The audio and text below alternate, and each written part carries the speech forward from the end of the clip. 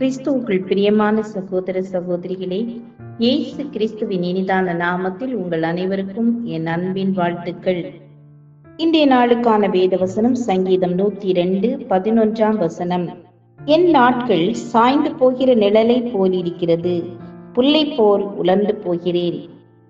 யோபு உத்தமனும் சன்மார்க்கனும் தேவனுக்கு பயந்து பொல்லாப்புக்கு விலகிறவனுமாயிருந்தான் என்று தேவனே சாட்சி கொடுக்கிறார்.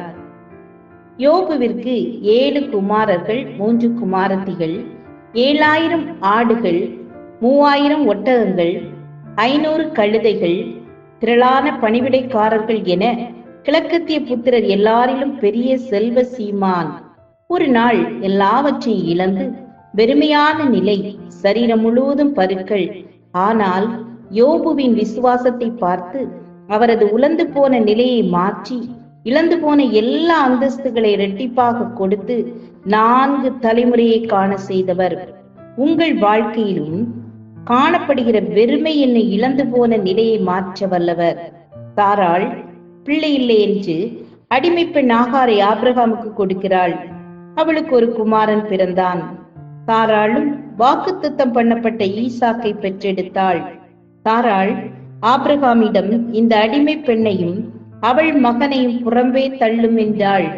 ஆபிரகாம் அதிகாலையில் எழுந்து அப்பத்தையும் ஒரு துருத்தி தண்ணீரையும் எடுத்து ஆகாருடைய தோளில் வைத்து பிள்ளையையும் அனுப்பிவிட்டான். ஆகார் பெயர்சபா வனாந்திரத்திலே அலைந்து திரிந்தாள். துருத்தியில் இருந்த தண்ணீர் செலவழித்த பின்பு பிள்ளை அழுகிறது, இருப்பதோ பாலைவனம், தண்ணீர் இல்லை, பிள்ளை சாகிறதை நான் பார்க்க மாட்டேன் என்று ஆகார் சத்தமிட்டு அழுதாள். தேவன் பிள்ளையின் சத்தத்தை கேட்டு ஒரு நீரூற்றை காண்பித்தார். முடியாததை முடிய செய்கிறவர் நமது ஆண்டவர். யோசேப்பை அவனுடைய சகோதரர்கள் பொறாமைப்பட்டு ஒரு உலர்ந்த குழியில் தள்ளினார்கள். தேவன் யோசேப்போடு இருந்து உலர்ந்து போன நிலையை மாற்றி அதிபதியாக உயர்த்தினார். நம்முடைய வாழ்வும் புல்லை போல உலர்ந்து போன நிலையில் இருந்தாலும் நாம் ஆண்டவரை உறுதியாக பிடித்து கொண்டால் நம்மை நீர்க்கால்களின் ஓரமாய் நடப்பட்ட மரத்தை போல செழிக்க பண்ணுவார். ஜெபம் செய்வோம். கைவிடப்பட்ட உம்முடைய பிள்ளைகளின் நிலையை உயர்த்தி குறைகளை நிவிர்த்தி செய்வதை போல நிறைவான பாதையில் எங்களை நடத்துங்க. இயேசுவின் நாமத்தில் பிதாவே, ஆமேன். God bless you.